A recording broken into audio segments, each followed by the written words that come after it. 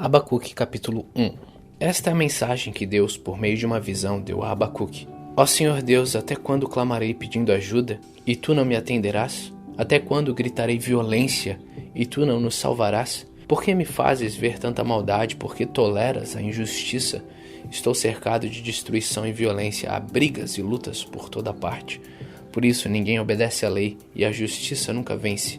Os maus levam vantagem sobre os bons e a justiça é torcida. O Senhor diz ao seu povo: olhem as nações em volta de vocês e fiquem admirados e assustados, pois o que vou fazer agora é uma coisa em que vocês não acreditariam, mesmo que alguém contasse. Estou atiçando os babilônios, aquele povo cruel e violento, sempre pronto a marchar pelo mundo inteiro, a fim de conquistar as terras dos outros. Eles espalham o medo e o terror e fazem valer as suas próprias ordens e leis. Os seus cavalos são mais rápidos do que os leopardos, são mais ferozes do que os lobos do deserto. Os seus cavaleiros avançam montados, eles vêm correndo de longe, rápidos como águia, quando se joga sobre o animal que ela está caçando. Os soldados avançam ansiosos para conquistar, conforme avançam, vão espalhando o terror. Os seus prisioneiros são muitos, são mais numerosos do que os grãos de areia da praia. Os soldados babilônios zombam dos reis e caçoam dos governadores. Eles riem das fortalezas, levantam uma rampa de ataque e as conquistam. Depois vão em frente, como o vento que passa. Eles não adoram outro Deus, senão a sua própria força. Tu sempre exististe, ó Senhor. Ó meu santo Deus, tu és imortal. Tu és o nosso protetor. Ó Senhor, tu escolheste os babilônios e lhe destes força para nos castigar. Mas como podes tolerar esses traidores, essa gente má? Os teus olhos são puros demais para olhar o mal. Tu não suportas ver as pessoas cometendo maldades. Como é então que ficas calado, quando esses malvados matam pessoas que são melhores do que eles? Por que tratas os seres humanos como se fossem peixes, como se fossem animais que não têm chefe? Pois os babilônios pegam outros povos como pescadores pegam peixes. Com os seus anzóis e redes, pegam os povos e os arrastam para a terra. Aí se alegram e ficam contentes. Oferecem sacrifícios às redes e apresentam ofertas aos anzóis, pois é por causa deles que os pescadores ficam ricos e têm muito que comer. Será que os babilônios nunca deixarão de lutar e sem dó nem piedade continuarão a matar os povos?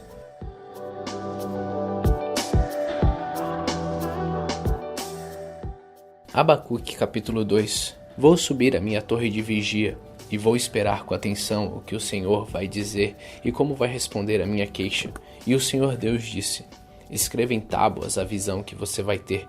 Escreva com clareza o que vou lhe mostrar para que possa ser lido com facilidade. Ainda não chegou o tempo certo para que a visão se cumpra, porém ela se cumprirá sem falta. O tempo certo vai chegar logo. Portanto, espere ainda que pareça demorar, pois a visão virá no momento exato.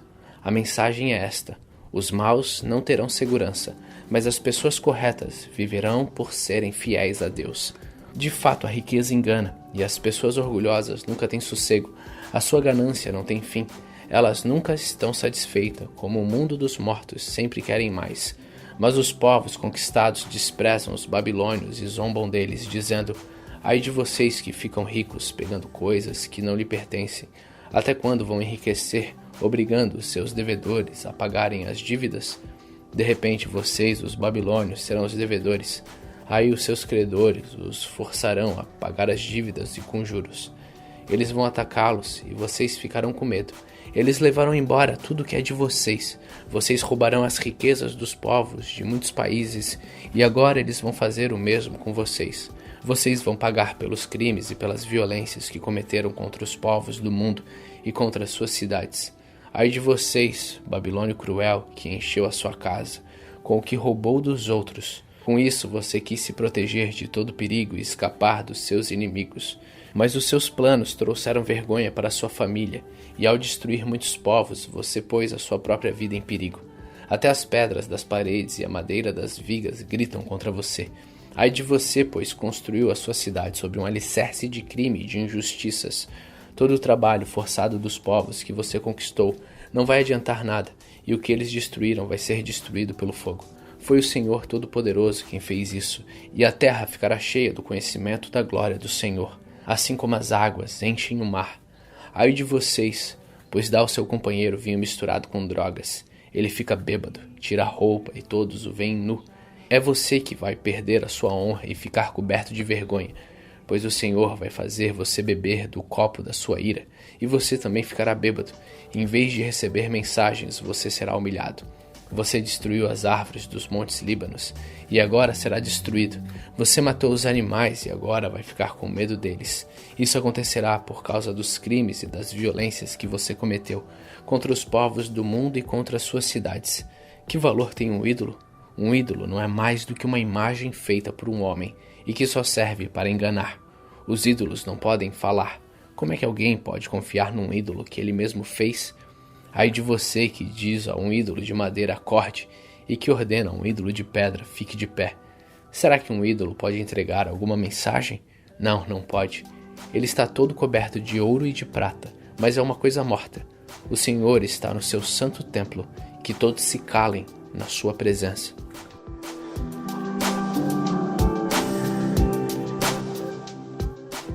Abacuque capítulo 3. Esta é uma oração do profeta Abacuque, feita em forma de hino. O Senhor ouviu falar do que tens feito e estou cheio de temor. Faze agora em nosso tempo as coisas maravilhosas que fizestes no passado, para que nós também as vejamos. Mesmo que estejas irado, tem compaixão de nós. Deus vem vindo da terra de Edom, o santo Deus vem do monte Parã. A sua glória cobre os céus e na terra todos os louvam. Ele brilha como a luz, e os raios de luz saltam na sua mão, onde se esconde o seu poder. Na frente dele vão pragas terríveis e atrás vêm doenças mortais. Ele para e a terra treme. Ele olha para as nações e elas ficam com medo. Os montes antigos se abalam. Caem as velhas montanhas por onde ele tem andado desde a eternidade. Vi que os povos de Cuxã estão aflitos e que os moradores de Midian estão com medo. É contra os rios, ó Senhor, que estás irado? É contra o mar que estás furioso?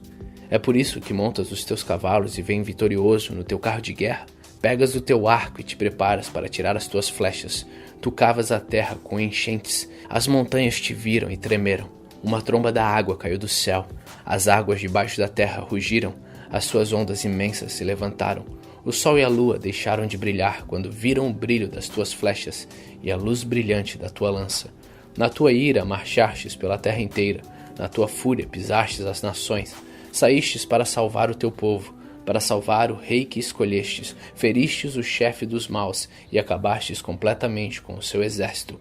Com as tuas flechas matastes o comandante dos soldados, quando avançavam como uma tempestade para nos atacar. Eles vinham orgulhosos, querendo nos destruir, como quem mata um pobre em segredo. Montado nos teus cavalos, marchastes pelo mar, pelas ondas furiosas do mar. Quando ouvi isso tudo, fiquei assustado. E os meus lábios tremeram de medo. Perdi todas as forças e não pude ficar de pé. Portanto, vou esperar tranquilo o dia em que Deus castigará aqueles que nos atacam. Ainda que as figueiras não produzam frutas e as parreiras não deem uvas, ainda que não haja azeitonas para apanhar nem trigo para colher, ainda que não haja mais ovelhas nos campos, nem gado nos currais, mesmo assim eu darei graças ao Senhor e louvarei a Deus, o meu Salvador. O Senhor Deus é a minha força. Ele torna o meu andar firme, como o de uma corça, e me leva para as montanhas, onde estarei seguro. Hoje, no dia 359 de nossa leitura, terminamos o livro do profeta Abacuque. Continue faminto, continue humilde.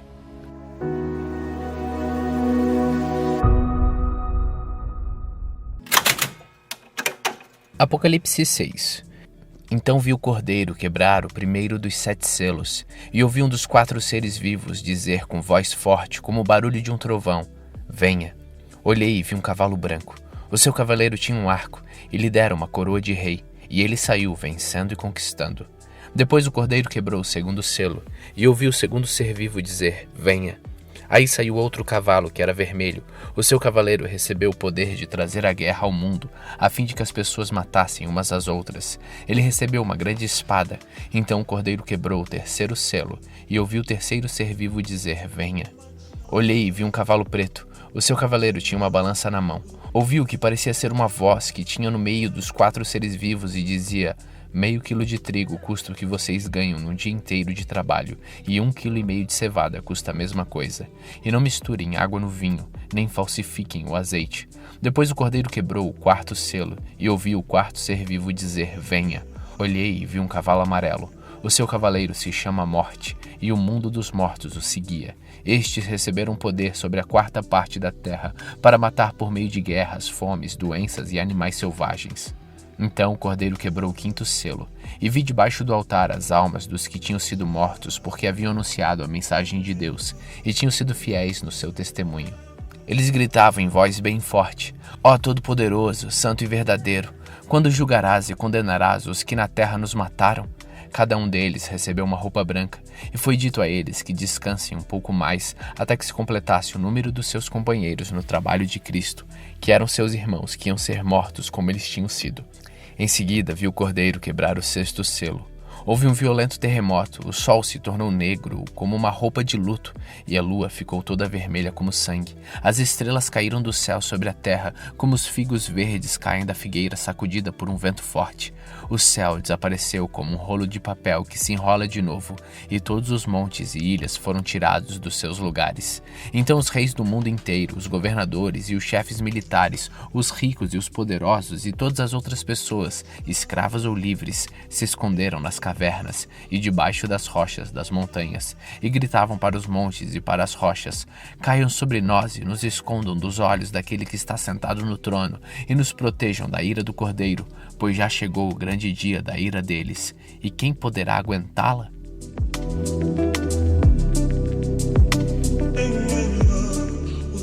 Apocalipse capítulo 7. Depois disso vi nos quatro cantos do mundo 4 anjos em pé. Eles estavam segurando os 4 ventos da terra, a fim de que nenhum vento soprasse sobre ela, nem sobre o mar, nem sobre nenhuma árvore. Então vi outro anjo que subia do lado leste e que tinha na mão o sinete do Deus vivo. Ele gritou em voz bem forte para os 4 anjos que tinham recebido o poder de fazer estragos na terra e no mar. O anjo disse: Não façam estragos na terra, nem no mar, nem nas árvores, até que marquemos com o sinete a testa dos servos do nosso Deus. Aí me foi dito o número dos que foram marcados. Eram 144.000. Eles pertenciam a todas as tribos do povo de Israel. 12.000 de cada tribo, de Judá, Ruben, Gade, Azer, Naphtali, Manassés, Simeão, Levi, Isacar, Zebulon, José e Benjamim. Depois disso olhei e vi uma multidão tão grande que ninguém podia contar. Eram de todas as nações, tribos, raças e línguas, e estavam de pé diante do trono e do cordeiro, vestidos de roupas brancas, e tinham folhas de palmeiras nas mãos, e gritavam bem alto: Do nosso Deus que está sentado no trono e do cordeiro vem a nossa salvação. Todos os anjos estavam de pé em volta do trono, dos líderes e dos 4 seres vivos. Então eles se jogaram diante do trono, encostaram o rosto no chão e adoraram a Deus, dizendo: Amém. Ao nosso Deus pertence para todo sempre o louvor, a glória, a sabedoria, a gratidão, a honra, o poder e a força. Amém. Um dos líderes me perguntou: Quem são estes que estão vestidos de branco? De onde foi que vieram? Eu não sei, o Senhor sabe, respondi. Então ele me disse: Estes são os que atravessaram, são e salvos a grande perseguição. São as pessoas que lavaram suas roupas no sangue do Cordeiro, e elas ficaram brancas. É por isso que essas pessoas estão de pé diante do trono e os servem de dia e de noite no seu templo. E aquele que está sentado no trono as protegerá com a sua presença. Elas nunca mais terão fome, nem sede, nem o sol, nem qualquer outro calor forte as castigará, pois o Cordeiro que está no meio do trono será o pastor dessas pessoas e as guiará para as fontes das águas da vida, e Deus enxugará todas as lágrimas dos olhos delas.